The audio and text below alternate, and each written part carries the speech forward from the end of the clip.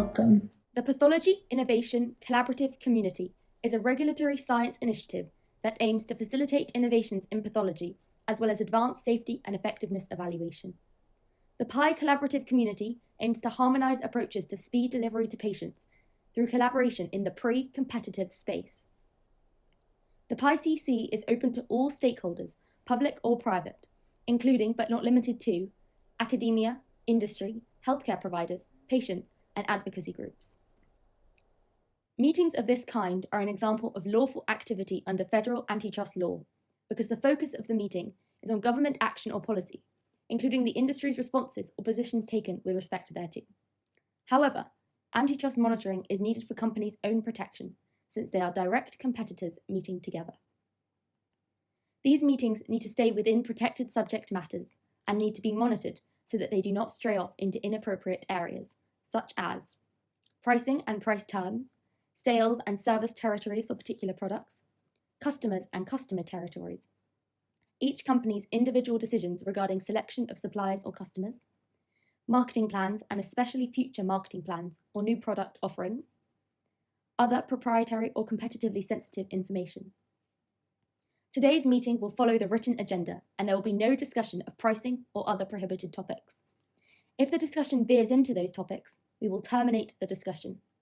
If you have any questions or concerns about the propriety of a discussion, please raise it immediately, and we will take a break to determine how best to proceed. The Medical Device Innovation Consortium acts as the formal convener, and we will follow their conflict of interest policy. For additional information, we defer to our Code of Conduct and our website, www.pathologyinnovationcc.org. We look forward to moving the field forward.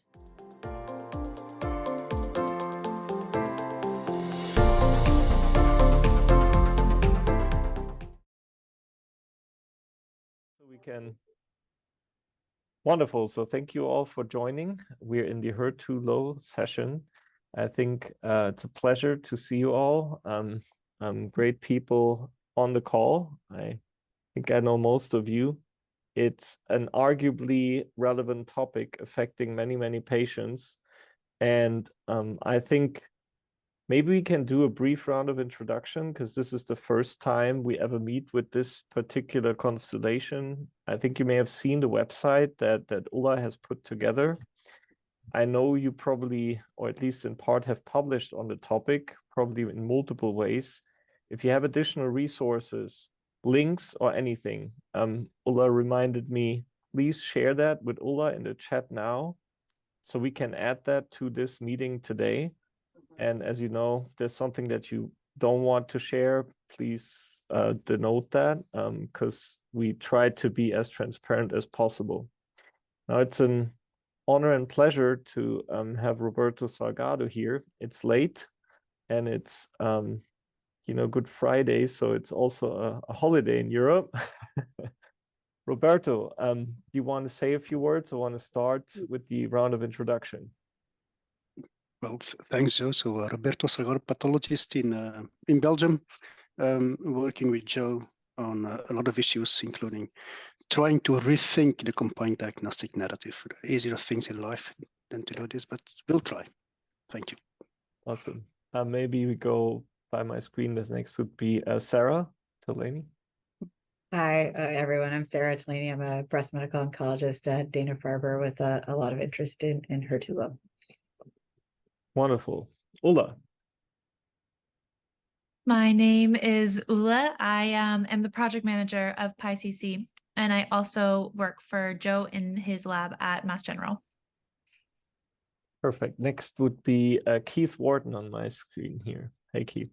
Greetings. Can you hear me? I think I know Yes. many folks on this call.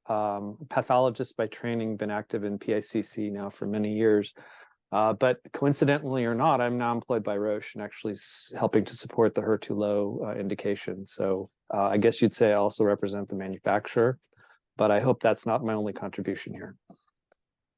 Thank you for being here, Keith. Paulo. Hi, everyone. I'm a breast medical oncologist at Dana-Farber, and I focus most of my research interests in HER2-Low, so I'm very eager to hear everything that is said today and to contribute as I can. Thank you very much for including me. Thank you very much, Paulo, for being here. I very much appreciate it. Aziza Nassar. Yeah, hi everyone. Good evening, good morning, good afternoon. But I'm a breast pathologist by training, also, and a general surgical pathologist, cytopathologist. Just to let you know, I've been in the field for more than 20 years. I've been working in breast cancer, and I'm the executive sponsor for digital pathology also here in Mayo Clinic. Thank you. Thank you very much for being here. Donald Van Dyke. Yeah, hi, I'm Don Van Dyke. I'm a layman industry representative from Smart and Media. However, our founder was a 22-year practicing hemato-oncologist who did 2 years at Dana-Farber, Martin Weirach. So that's who I am. Wonderful. Amy Lee. Hi, I'm a breast pathologist at Massachusetts General Hospital in same department with Joe, and I know Keith through industry. I've been doing breast path for over 10 years. I was at the Brigham, so I know Sarah from my time there. And yeah, very interested to see what this group gets up to. Thanks. Perfect. Thank you. Next one on my screen is Niels Olsen. Hey, Niels, good seeing you. Hey. We're just doing introduction. Yeah, Nils Olsen. I'm APCP pathologist working on some adjacent measurement problems. And HER2 turned out to be one of the topics we ended up going after from a sort of inter-rater reliability kind of perspective. So sitting in as a target of opportunity. Appreciate it. Thank you. And then Chris Higgins. I'm remote here, Christopher Higgins from Evidence Scientific. So my interest is that I've been hearing a lot about HER2-Low, so it would apply for me from the image analysis standpoint and maybe the regulatory and specifications. Wonderful. So I think the main aim of the project, and then I hand it over to all of you, is, as you know, PICC, or the Pathology Innovation Collaborative Community, is tackling many very challenging regulatory aspects to inform by using multi-stakeholder input like this session today, among many people in the field, also the FDA. Now, part of the approval that we're all talking about is that it's using an assay that wasn't really built for what its intended use is right now, which is to identify a subset of patients that the assay was never built on, but it was used to clarify that there is an effective drug that many patients can benefit from. So what the aim of this project is in particular is to collect multi-stakeholder input to outline the regulatory aspects that we're facing today now from our various stakeholder perspectives, related specifically to the diagnostic assays and why those are so relevant for the practicing breast oncologists. And the session is recorded, of course, so that the regulator can also take a look at it and form an opinion. And if we have certain questions or certain statements, we can share that as well. We can also solicit a more formal interaction and or feedback. I know many of you have been on several of these calls, and so we have no preconceived structure yet. That is part of what we have to come up with today. But I know many of you have thoughts on that. So Roberto, you have published on the topic, you have spoken to many people, national and international. Why don't you start with how this is maybe also relating to your vision and what we try to capture? Well, just to mention before I go to HER2 on PD-L1, so the minefield.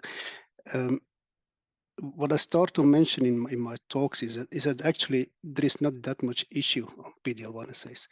The score. So we're always discussing with pathologists about the scoring system, criticizing the different scoring systems, and criticizing different types of assays. Now, the scoring systems, I think that's not an issue because we're used to use different scoring systems in different tumor types for the same biomarker. So that's not the issue. The issue is about choosing the assay.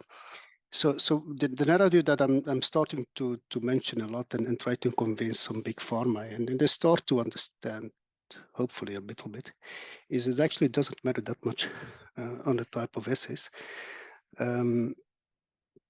If you consider that there will always be a range of variability between different types of assays. So what I'm telling, and then we go to the HER2 stories, is that you have, if we are consistent, we should implement 5 different PD-L1 assays in our daily practices. If we have to implement every time a comparative diagnosis for the different drugs, we have to implement 5 of them.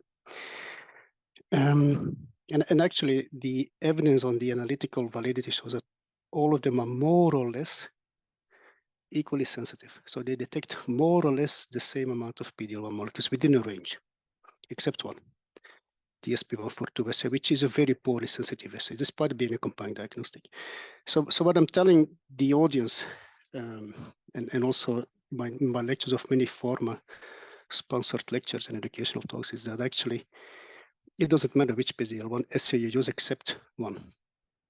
So meaning is we have made it a very complicated issue over the past 7 years, which actually is not that complicated at all. It has been being made complicated by this interesting narrative of coupling a drug with a combined diagnostic. So now coming to HER2, and I'm actually using the same narrative again. There are 4 combined diagnostics on HER2, and when I discuss with clinicians about combined diagnostics on HER2, and when they try to tell me that we have to use the assay used in the Destiny trial, I also ask them, well, did you know that there are 4 combined diagnostics on HER2? That actually doesn't matter because you never have asked me which assay I use for the other HER2 indications. And then they start to shift because we have done for PD-L1 this narrative, but actually I do think that for HER2 it's actually the same. It doesn't matter that much. So what is actually needed is we need to do more analytical specificity studies, the sensitivity of the assay, how much HER2 molecules do you find? That's one. Second, all those concordance studies that you see in the literature with all those different assays, they are built on 2 things: the sensitivity of the assay and the competence of the pathologist to score. And you rarely can deduce from a manuscript which one of those 2 are you actually looking at. So my main argument is that we should try to find to what extent all those different HER2 assays detect the number of HER2 molecules on the membranes, and that we probably will need to accept a separate range of discordance between them that is applicable in a daily practice setting. In Belgium, for example, half of the labs don't use the 4B5 assay used in the Destiny trials. And it would be unreasonable to ask all those 50% of labs that don't use it to switch their HER2 assay just because of one trial. It will never happen. Even if we ask it, it will never happen. So we need to find a way on how to promote the fact, I believe personally, but we can debate, that actually we should stress that training is important, analytical validity is important, and the assay as such is not that important. Otherwise, we will end up with the same discussions as with PD-L1. And I tend to think, and I may be mistaken, that the community is starting to learn from the lessons on PD-L1. I haven't heard one clinician telling me that we should use the HER2 assay used in the Destiny trials. And if he tells me to do it, I will say that we already do it, but imagine if I would have had another assay, I would refuse to implement a new assay. So the main argument which I would like to bring in, actually, there is not that much issue. So despite the fact that the FDA has studied this combined diagnostic, they never claimed, and maybe we should stress that more, they never claimed to tell us that is the only one that you should use worldwide. That's not their aim. So they have claimed that in that particular trial, in that particular point, that was the assay used, and that's it. What we make out of it in our daily practice, that's the choice of us. It's not from the FDA, and the choice of industry. And not to be a bit brutally provocative, this is something that we already knew.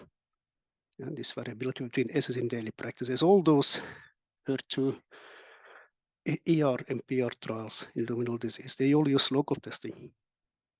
And suddenly came PD-L1, and we got blinded by the hype and the excitement of these results. And that's what I call the Cinderella syndrome. So, you know, the Cinderella, the Disney movie, where the witch put the whole country asleep. And this is what happened with PD-L1. So we forgot when this hype of PD-L1 came and immunotherapy, we forgot about the basic steps of analytical validity. And we started to promote this coupling of drug and the assay. And that's where the confusion started. And I think it was wrongly stated in the beginning. So making it short is, making my argument short is I don't think there is much of an issue. That's one. I don't think industry and AstraZeneca and IKEA are not saying to the labs that you should use only one assay. They are actually embracing, and that's important for this argument, in the Destiny 15 study, they are developing that trial using local testing. So with the same variability. So measuring the variability of HER2 assays across all participating centers, there will be 50 of them. So we are developing the framework to assess this variability and to see whether does it really matter. And I don't think it really matters, to be honest, certainly not in this setting. So just to summarize, and then I leave the word to others, I don't think there's an issue. But we need to be clear that what is important is training of pathologists, competence of pathologists, analytical validity of pathologists. There will always be variability of assays of HER2 worldwide. That's inevitable. So we shouldn't claim otherwise. We should inform and instruct industry to not tell clinicians that they should tell pathologists that they should use the assay used in the Destiny trial. Because tomorrow there will be another trial with another assay, and the same discussion starts all over again. And the solution to all this confusion is that we should use a term local testing for trial inclusion of patients. Voilà. So that's 3 arguments to start the discussion. And you may disagree with me, so please go ahead. Thank you.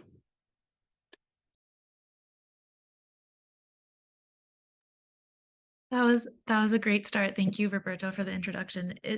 Do any of the breast pathologists on the call want to maybe add their opinion? I think, all his points are valid in terms of, these are all driven by clinical trials, but also the industry, the biopharma industry has hand in it. And I think most of the studies, if I'm not mistaken, that we don't have always pathologists on some of those studies, right? And like he said, it's always a centralized process is being centralized by somewhere else. And not necessarily there will be a breast pathologist or whatever on the team when they're publishing those studies. So part of it, we are part of the problem. We're part of the problem because we're accepting that. And also we're not voicing our opinion. And people teach, usually they invite you to the table, you have a seat at the table when you are vocal, you're advocate for the discipline, whatever it is, pathology. So we should drive all those studies, especially the biomarker studies in the biopharma industry. We should be there. We should be defining what's acceptable, what's not acceptable. Just that's the point that I want to make. Sorry, just had to step out. Can I just ask maybe Paulo and Sarah to share their clinical perspective, because I value it truly. I think many of the points that we pathologists make, we sort of know, but how that looks like right now in clinical practice would be great to hear from the oncologists. I don't know, Sarah, can you outline what that looks like really in your practice? And I know your practice is also very unique, but I just want to make sure we capture the perspective. And I'll be curious to see what Paolo thinks as well. So I will say that I thank you, Roberto, for the really nice introduction to, I think from a clinical perspective, I think the thing that's challenging us is this one being lack of stability of HER2-low status over time.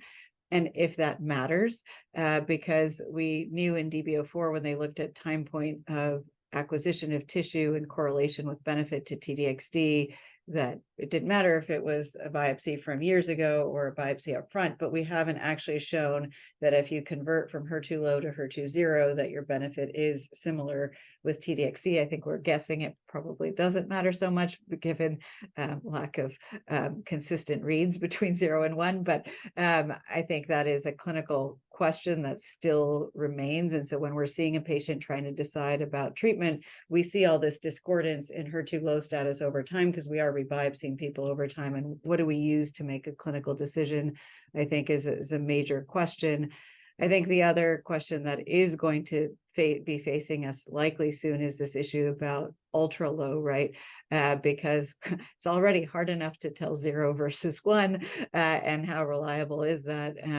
But then if we get into this ultra low business with DB06, I think that's going to introduce a whole other clinical challenge for us. So I think, again, right now, we need better understanding of what sample to use. Do we need to retest? Can bone biopsies be used as they weren't used in DB04, but some of our patients have bone-only disease? I think just very practical questions are things that we're being challenged with. And I think it's only going to get more complicated as we start going lower. And I think ultimately the question is going to be, does it matter at all? But I think that's a whole other thing that'll clinically need to be addressed. But I know Paolo has thought about this a lot and has also thought about nomenclature surrounding this too. So I'll turn over to Paolo. No, I totally agree with every point you discussed, and probably I would just expand to the fact that the whole point of having a name of HER2-low that is different from HER2-0 assumes that HER2-low is different from HER2-0, that there is a different activity with the drug that is now approved for HER2-low. But there is still an assumption that we have never really clarified, because in none of the trials, neither phase 1, phase 2, or phase 3 trials of T-DXd, HER2-0s were included. And even in the ongoing DB06, HER2-0s are not included, only HER2-ultra-low, which is a small fraction. And so the whole point of doing this, of trying to identify very carefully the HER2-low, we still don't know if this is really needed or if we could use T-DXd, because we know that ADCs work in several different ways, including just the payload that detaches from the antibody and exerts just chemotherapy activity. So it's not, I feel, impossible that in the future we find out that T-DXd works in HER2-0, but even at that point, I feel we will need some assay to tell us which patients are more likely to respond to the DXd and which patients are less likely, which could be something related to HER2 expression, but could be also something else. Could be the distribution, the pattern, could be something else. So I know that it's not very helpful, all this I'm saying for the present and more for the future maybe. At the present, I feel clinically, we know that we have a very powerful drug that gives an overall survival advantage. And so usually we are more scared about denying a patient this option based on an unreliable assay than the opposite. So if, of course, it has toxicities, but the potential benefit that it has, T-DXd, in patients that don't have any other very effective treatment option, usually overcomes the risk. And so this is why we really try to be very careful at checking to make sure that there really is no sign of HER2-low expression. And if we find that, we feel confident about using the drug. So one of the people on the call has actually published on especially this topic. Amy, can I call you out on it? I think you published on what the residual rate of actual HER2 non or null or 0 is. Thanks, Joe. So we went back and we reviewed, our 0s and 1s, and we reclassified them into 0, 1, and then the in-between state, the 0 to 1 state. And so we were relatively accurate with getting to 1, but a lot of 0s were clearly not, totally negative. And then when you look at multiple biopsies over time, like these triple negative cases that are initially called triple negative, they will all eventually turn into 1+s at some point. So Sarah, you had given a talk at San Antonio in November that where you were arguing, maybe this was just you were given the position to argue that this is not a separate entity. And I I echo that sentiment. I really believe this is just, like we've known for years that breast cancer cells have a significant number of HER2 receptors on them, even if they're not detectable by IHC, and that this assay was not designed to detect those low levels. So I think we're dealing with also tissue preservation issues, where if you have variability in the amount of time that something spends in oxidation state, then you also are going to get variable results. So how you store your tissue makes a big difference. And I don't know that any of these things are being taken into consideration at a serious level with clinical trials that are looking at treatment. So, I mean, maybe you can speak to your experience with that component, but my impression is that these are not systematically addressed. How could we, right? That would be great. Do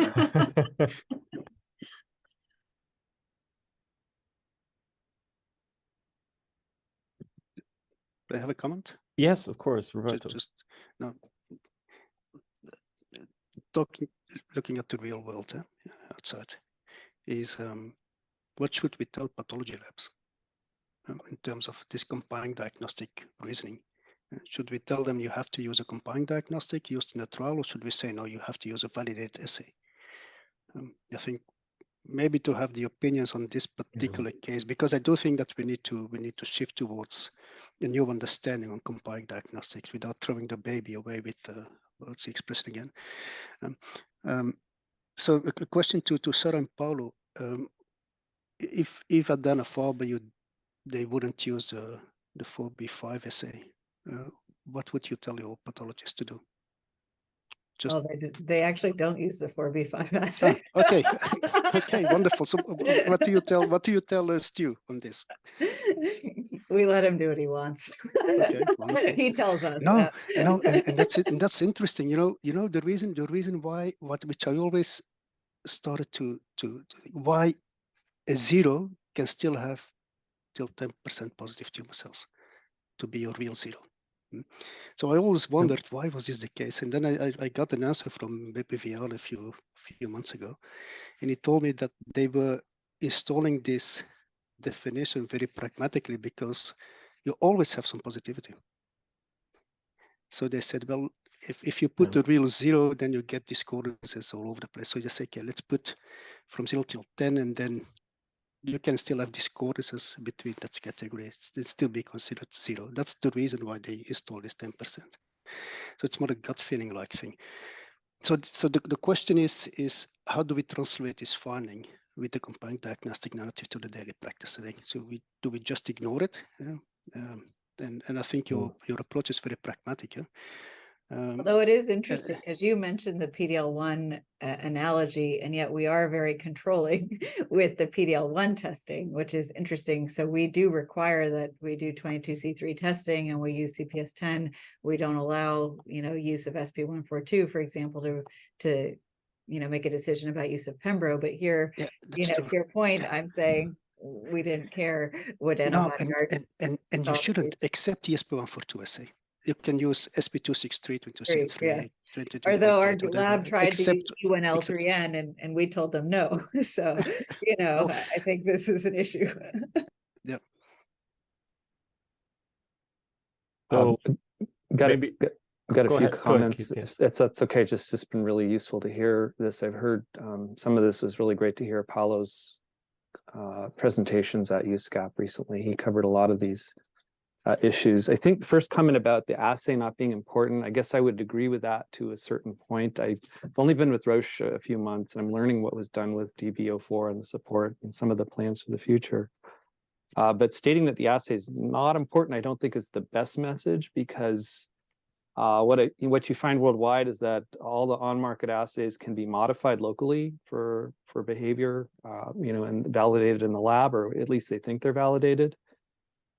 So there is a fundamental question of whether an FDA cleared assay is better than a non-cleared assay, and the level of validation that an LDT undergoes in a lab. And that's just a broad issue. The second one is, I mean, I'd like to hope going into the future with digital pathology that the manual scoring of all of these is going to be a thing of the past soon. It's not now.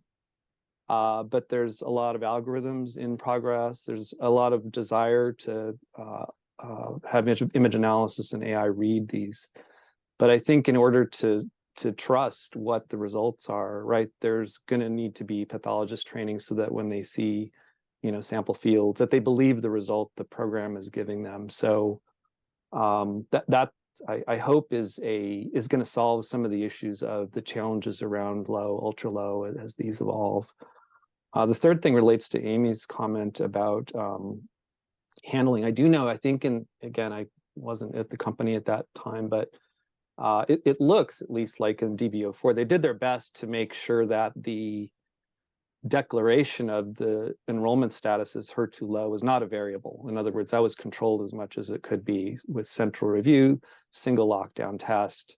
I think the question of using on-site enrollment, with 50 assays from 50 different sites, that's a fundamentally different scientific question. It's an important one, but I don't think it's the first one that should be asked. So there is some justification for how DB04, I think, was set up to have confidence that however you can judge the biological plausibility of the assessment, at least it's being done in as consistent a manner as possible. So all the other comments are really interesting, and I can't say I disagree with any of them.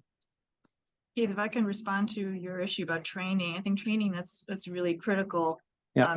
For a while, David Rim's paper, of which I was one of the readers, showed that higher inter-observer variability for the low statuses.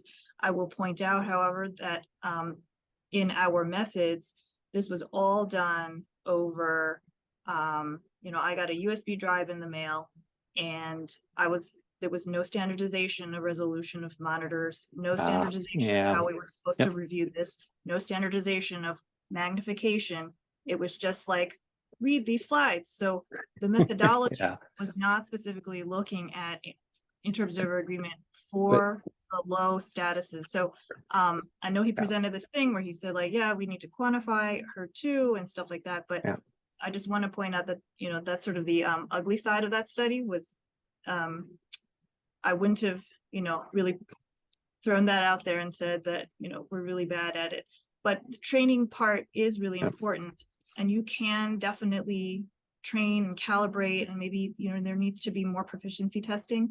But I also think that even if you do these things in real life, knowing that I'm going to deny a patient treatment if I call something 0 versus 1+, where that line between 0 and 1+ can be extremely squidgy. Am I looking at this at 3 p.m. at 40x, or am I looking at this 9 a.m. in the dark? Like, it really makes a difference. And so I expect that the number of patients who are going to be called 1+ is just going to start rising. And that's a good point. There may not be a real impact, on by training, other than, we're more aware, but like, we would never want to deny a patient therapy if there's any question, if I'm at like, 2% or if I'm at 4%, like. So that scenario of compassionate upcalling, let's call it, is not uncommon in HER2, right? Where a 1+, 2+ border might be at a site called 2+, just to give them another chance with a FISH assay of getting therapy. So that's no different. And I think fundamentally the issues that David Rim raises are, important, right? This assay, and I think this whole crowd will agree, this assay wasn't originally developed. It's just a fact of history to distinguish, HER2-low from 0. It's just developed to distinguish, massive overexpression from a little bit less than that. And so the question of whether it's the right assay for the longer term future, there's no doubt about that.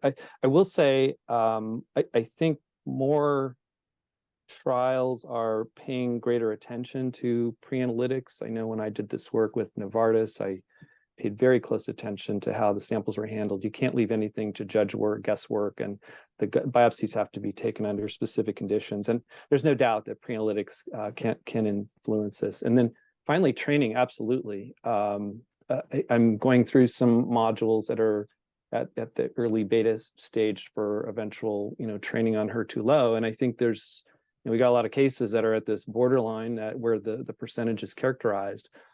And so those materials will eventually be available. And I know there has already been some a lot of advertisement by, for example, AstraZeneca and Daiichi sponsored, and really an assay agnostic or platform agnostic pattern around reading HER2-low and being confident about that read. So I guess I take that this field is in transition for a lot of reasons.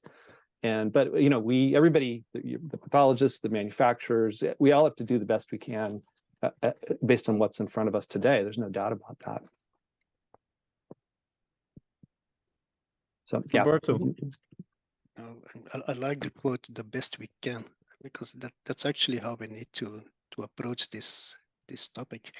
I wanted to mention briefly about the variability between pathologists, of course, but there is also variability between AI tools on HER2. So we have been comparing here, it's not yet public, but we have been comparing different AI tools on HER2-low on the same set of samples, and one assay finds 5% and the other finds 11%, and so you always, and the reason for this is that these have all been validated using the eye of the pathologist. So one thing which I think is still crucially missing is the presence, and we have this for PD-L1 after 5 years of debate, so we need to have this for HER2, is a set of reference materials in which we exactly know, with all these fancy technologies like Aquai and multispectral imaging, etc., how many molecules you have for HER2 on that particular cell membrane. And that should be distributed widely to validate and calibrate all those different HER2 assays and to calibrate all those different AI tools. Because you see between different AI tools the same variability. It's even worse actually than between pathologists in terms of defining 0 versus 1+. Olo. So if I can add a few more challenges to the already many challenges we already discussed.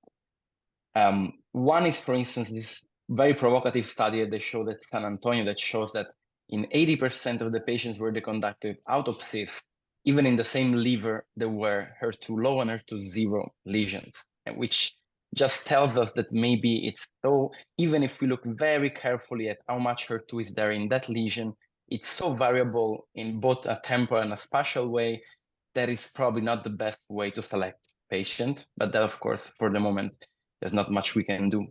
The second is the fact that in all of the studies of T-DXd in non-HER2 positive, so in HER2-low negative, the way we want to call it, patients, there really was no signal of an improved benefit of T-DXd in 2+ versus 1+, which is very curious, because you would definitely expect that. You would expect that the higher the HER2 expression, the more benefit, whereas in DB04, there was the same PFS in the subgroup analysis of 2+ and 1+.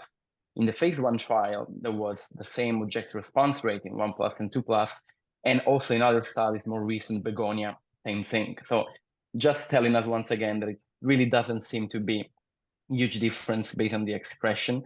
And then probably the biggest challenge is on the horizon, because there was this announcement of the Destiny pan-tumor trial that achieved this primary endpoint. It was a phase 2 trial looking at T-DXd in many different tumors expressing HER2. And so soon this might expand to a pan-tumor discussion with so many other variables, histological variables. And for this, I would really like to hear opinion of pathologists, if you feel that that's going to be a challenge, or if that's fine, if it doesn't change much in HER2 scoring. Joe, we're seeing your desktop instead of the deck, just so you know. I just wanted to share that I'm collecting the themes, so we have at some point a structure that we can collect all this. It just looked like your desktop, like your daily work. Oh, sorry. But yeah, I would like to hear from other pathologists from this group, so, if it's going to be a challenge. Quick comment, Paolo, I think what your citation of the fact that there's no basically dose response indicates that the mechanism of action, right, of T-DXd is fundamentally different than a drug that might work in proportion to the amount of target present. And I was in pharma for 8 years. I looked at a lot of receptors, and there was a lot of belief that the mere measurement of the abundance of the receptor would be a surrogate for how effective a particular ADC configuration would work.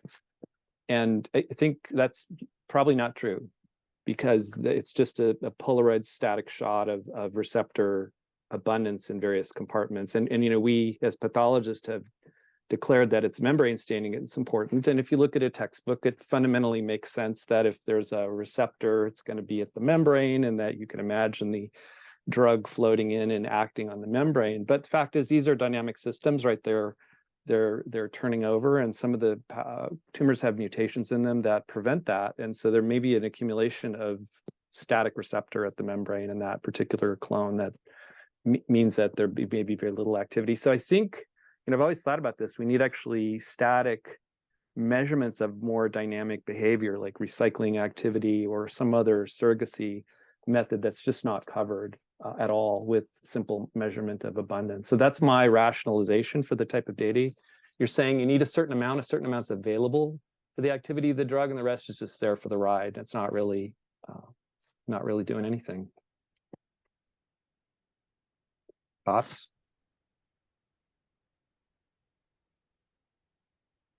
I have another, in my notes in preparation for this, I had a question because maybe again to the oncologists, breast cancer is a more or less chronic disease with many, many different time points where first, second, third line happens, what's called sequencing, not next-gen sequencing, but sequencing of therapies. Is there a need to discuss when and how to order reassessment? Whenever grading changes or whenever you have an assessment, you may see a patient where the HER2 stain was assessed 2 years ago, and that may follow completely different paradigms. So as ASCO guidelines change, etc. I'm just saying, like Keith, you mentioned pre-analytics, right? So there's even pre-analytics, which is the ordering and maybe even reassessment. And then I put here sort of standardized or harmonized reporting. I don't know, that was just sort of an additional idea or consideration. I think this issue about reassessment is coming up a lot in clinic. I think particularly if someone's always been HER2 0 and never had a read of 1+ or 2+, we want to try to get them eligible for TDXD. And so we do keep biopsying to hope to find a 1+ or 2+ reading. But I think we've changed our practice with the reverse situation, meaning if they've had a HER2-low read at some point, honestly, even if they've had a second read that was HER2 0, I'm just giving them the benefit of the doubt that they're HER2-low because they've had at least one reading at any point in time. But honestly, we don't have very good data about how the change in status over time correlates with efficacy, because that certainly wasn't shown in DB04. They just showed that at the time of central testing, it didn't matter when that occurred relative to the benefit. But we, again, don't have this data about change. So we're really pushing the rebiopsy in the HER2 0s, but not always pushing the rebiopsy if they were HER2-low. Rebiopsy is a very interesting concept, right? Because it gives you a more current read, a different analytical components, and the current state after probably progression through another therapy. Roberto. Just to answer Paolo's query on that phase 2 trial with different histologies and a pan-HER2 testing in a phase 2 setting. I don't think that for pathologists will be that much of an issue, but I think what would be crucial if there would be one day a phase 3 trial coming out of this is that there would be local testing used in that trial instead of central testing, so that the trial continuously assesses, and you can have a central testing maybe included in a trial, but use local testing for inclusion just to assess the variability of all those assays and all those different tumor types really matter for the endpoint of the clinical trial. And I do think that we need to start to stress more and more that we should use local testing. This is what I call the CRO trap at the Clinical Research Office trap, meaning that if you have a clinical trial with just 2 or 3 pathologists do the scoring for that central trial, then if the trial gets positive, assuming that thousands of pathology labs worldwide will be able to replicate the concordance of those 2 or 3 pathologists. And I have been there, so I know how it works because I was one of those central pathologists for the very early lung cancer trials 15 years ago. So I know how it works. and I do think that model needs to shift towards more use of local testing. And I know that some companies are very hesitant due to the history of pathology. But nowadays, since pathology labs have increased their competence in quality assessment due to many reasons, CAP, ISO, CLI, whatever, their competence is as good as the central lab. So my question to you, Sarah and Paolo, as clinicians, what do you think of this concept of using local testing for inclusion of patients into clinical trials? Because I do think this might be a very important message coming from this community of the pathology innovative collaborative community to the FDA. Okay, we endorse this concept of local testing. I heard yesterday that the FDA is coming to make a big announcement. I don't know what exactly, on a pilot project very soon. And I do think it will be on local testing. So my question to you, would you feel comfortable if you would say, okay, I will include my patient in a phase 3 clinical trial and I will use the testing of my own lab for inclusion instead of a central testing? Does it matter for you? Because the FDA has pushed us, right? Even in true HER2 positive trials, right? Look at DB09, which is enrolling. They required having central testing for HER2, right? And we know there is discordance with even central confirmation for true HER2 positivity. You know, usually most studies are reported 10 to 15% with these central confirmations don't centrally confirm, right? So it is interesting. I mean, I personally am okay with it. I think clinically, it's one, central testing is really hard on us. It makes enrollment onto a clinical trial very challenging. It causes delays of care, which are not ideal. Some people don't even have adequate tissue for central testing. So then they're like being pushed to biopsy, again, delaying care and putting them at some risk. And so I think, you know, it is clinically very challenging for us to do the central testing. So that's one reason I hate it. But two, I think the other issue is, does it matter when the rates of discordance, you know, are, at least in the true HER2 positives, are pretty low, right? It's, you know, going to be around 10 or so %. But I think with the HER2-low, I'll be honest, I think it's all over the map. I mean, even like the David Rim Central Review, it even shows even when you centrally review, it's probably not consistently centrally reviewed even. So I think that's the problem. It's just, it sounds a little weird though, when we know there's so much discordance in reading HER2-low to say, you know, whatever, because I think you're going to get whatever into the trial too, right? You're going to get HER2 zeros, like true HER2 zeros probably are going to be enrolled that people overcalled, right? So it is a little, I think we're just at a point where I don't understand enough about the benefit in HER2 zeros to know if that's okay, because that's our risk here, right? I think if you're talking about a brand new drug, for example, with a brand new IHC, I know the pharma sponsor will very closely monitor the percentage of people that are positive. And that, in essence, is testing the performance of the assay in relation to the predictability of that assay to enroll patients properly based on the hypothesis of the trial. So I think it's the central versus local testing. I think it's a secondary. It's a different scientific question. It's an important one, and it relates more to distributability. But I don't know if pharma would even go for testing that's that random, where that little is controlled in the selection process, because there's just a greater chance that the drug will fail and that their investment will be wasted. So there's huge stakes in these trials, as you know, especially for the first time. Yeah. But that's, no, I agree conceptually. Oh, sorry. Go ahead, Amy. Sorry, I didn't mean to jump in over you, Roberto. I'm really glad you raised this point of decentralization, because I think it also touches on an invisible issue, of visible maybe to some who are interested, of clinical trial diversity, where we do not have a representative slice of true data, true population data. And, you know, there are multiple layers that hit where this hits. You know, it's the enrollment at academic medical centers, and if you're not near an academic medical center, you're very unlikely to ever participate. If you're part of an underrepresented, underserved, non-English speaking community, you are going to feel marginalized. You just have more barriers. And I think adding this layer of central lab testing requirement just makes it even more difficult. So if we're trying to get to the truth of something, and we are trying to make this accessible at the research level and at the implementation level, we need to consider how to build this in from the very beginning, because you're just going to encounter resistance later on. Even if you're told, even if an African American is told that this drug has been, shown to be effective. I've had patients come to me and say, well, that was tested on white people, and I don't trust any data because that's not me. And it also makes a difference who is doing the enrolling. I mean, this goes beyond what we're talking about here, but if I'm an Asian American talking to an Asian American patient, that person trusts me a lot more because I look like them.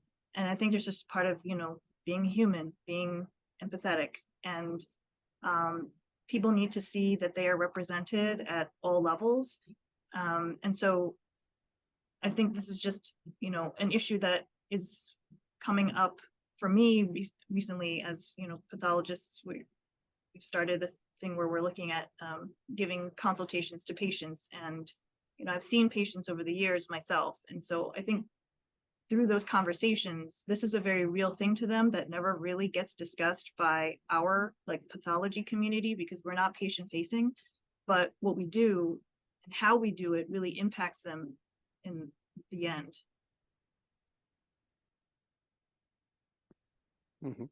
So let me just share. I hope you see the PowerPoint, not my desktop.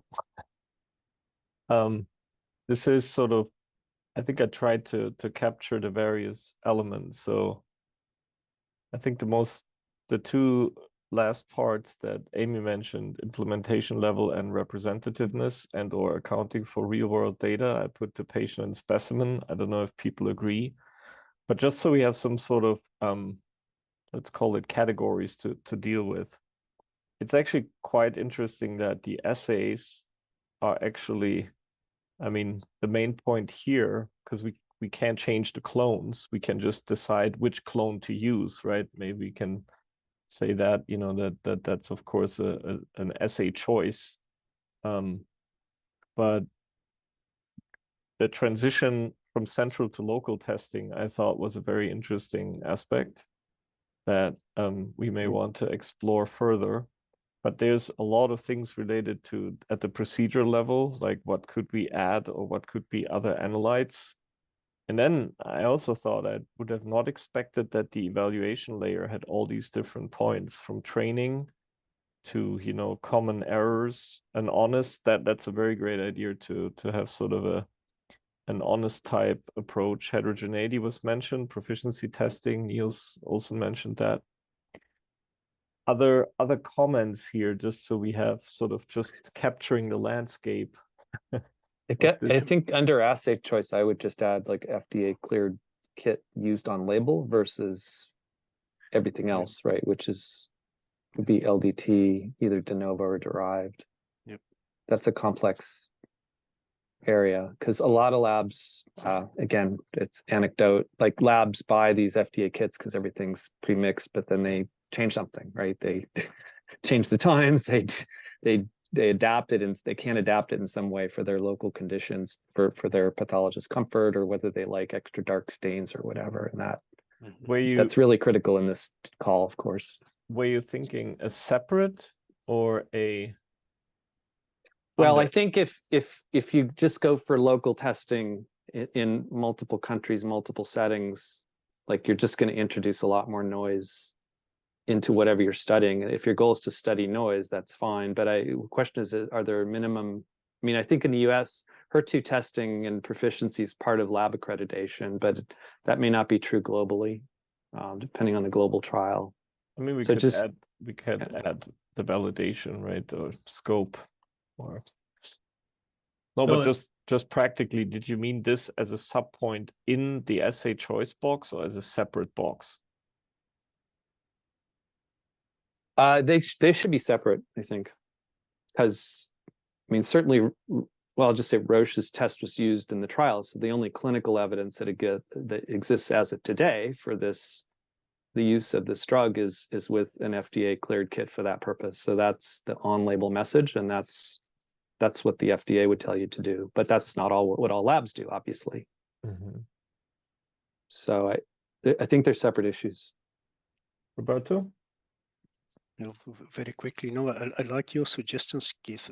Just want to make one comment and one proposal to think of. One comment is, we have learned with PDL1 and certainly with ESP142 assay that despite the fact that the first Impossible 130 trial was considered as a positive trial by some and got FDA approval as a compact diagnostic, nowadays we know that the assay is certainly not fit for purpose for immunotherapy selection because it's a poorly sensitive assay, and this has been proven by several different studies analyzing the sensitivity of that assay compared to all the other assays using reference materials.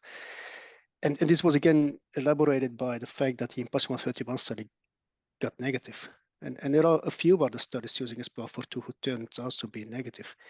So the simple fact that, and I'm not saying that all compact diagnostics are bad assays, certainly not. They are excellent assays, practically all of them, except one, the SPR42. So I would like to make the notion that FDA approved assays cannot be fit for purpose in a few settings. So that and that's one of the reasons that we need to start to rethink compact diagnostics, how we think of them today. That's one comment. The second proposal is to see your work in RAS, and with the Destiny 15 study, we are actually developing the framework to use local testing for inclusion of patients. So, and we're still figuring out how to best to organize this. So they asked me to provide advice on how to collect the evidence and the data in the assay details, etc., from all the participating labs. But local testing will be used. And I understand your concern from a pharma perspective that this variability may preclude and impact the endpoint of the trial. So my question to you is knowing that I feel that this is inevitable, that in the future design of trials, in the future, we will probably include more and more local testing. How would you think of a model in which you would have combined central and local testing for patient inclusion, just to mitigate the concerns that industry rightfully has on using local testing, as Sarah also mentioned? We need to be very careful with local testing. I mean, I would just say off the top of my head in general, anytime you have discrepancies in criteria, you typically need an independent adjudication mechanism. And that introduces more process into the adjudication, just into making the decision in a consistent way based on rules. So not saying it's impossible, it sounds even more burdensome than central testing or local testing, which it will be. It doesn't mean it's a bad thing to study. It just means that it's going to be harder. It's going to cost more money. It probably wouldn't be the first thing I would do to see if there's, because a lot of times they're looking for a biological signal for first out of the chute. Is there a patient population that can be enriched safely for benefit from the drug? So that's all. I don't want to. Yeah, that's all. First impressions. Others, please.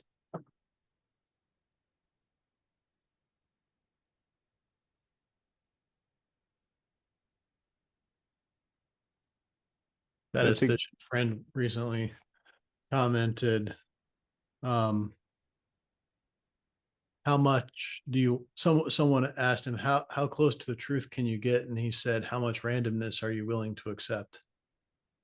Yeah. Yeah, I think someone mentioned earlier the range of discordance, right? Of I don't know if it's between raters or between assays, but where would you put that? The range of discordance, or the acceptable range of discordance? In the evaluation. Yeah. I mean, my understanding is anything that goes to the FDA, like if you're anything below 85%, just walk away and try again. But you pretty much need to meet that level of concordance with almost everything that you report and apply for any kind of clearance. So I would hearken to, I guess, what Amy said about training. Like the training is really key for some of these novel assays, and specific training around the cut points, because that's what the FDA wants to they want to see how the assay behaves at those cut points or right around those cut points. So they want samples sets enriched for those cut points, or whether they're based on something arbitrary or actually biology. Well, with something where you have a discordance, a pretty significant discordance between raters, you're gonna have to come up with a different mechanism. Like you have to have not just an acceptable range of discordance between readers, but between a new reader and like the expert readers that you have designated as the standard. So yep. Another thing I've experienced just in my walks through life is that I think the image analysis algorithms can alter one's ability to judge these quantities manually. So the interaction between the algorithm and the reader, the human reader, is a really important aspect. I think that's unexplored as far as I can tell. I want to, Roberta, I know you raised your hand. You will get the last word. Just as a quick thing, we're out of time. I want to be mindful of time, and I really want to thank you. I think this is a very comprehensive collection of all things relevant to assays. I suggest we will put some summaries together. It will go on the same website. We share the link with this group. I think we should have all your email through membership. If you haven't, just click on join PyCC and we have your email. I hope that will work. And then I suggest as a way forward, please read whatever we have in notes, share what you would like to add from your unique perspective. We will put it on the website. And then as a very simple thing is, what would be your top 3 choices that we should focus on? Because this is absolutely impossible for us to solve in in this group, but maybe we can find a consensus on focusing on 1 or maybe 2 points and asking just some pointed questions, right? Sometimes it's just good to raise the right question rather than come up with the final solution. I don't know, what do people think about it? I know is that sort of acceptable? And then we find a new time to then maybe dive into some of those points or discuss which points we should focus on. Maybe that's a good way to move forward. It sounds great. Really appreciate your work, Joe, on this, Joe. It's really interesting. Good to get all these minds together. Oh, Thank you, Joe. Really good. I very much appreciate this, because if we might be able to at least raise some awareness also on the FDA side that it's more than just looking at the assay and one element in this equation, right? That is much more to impact patient care. All right. Thank you very much. This was a great session and I really like it. So I hope to talk to you soon. Bye. Thank you. Thank you. Bye-bye. Take care. Bye-bye. Thank you, Joe.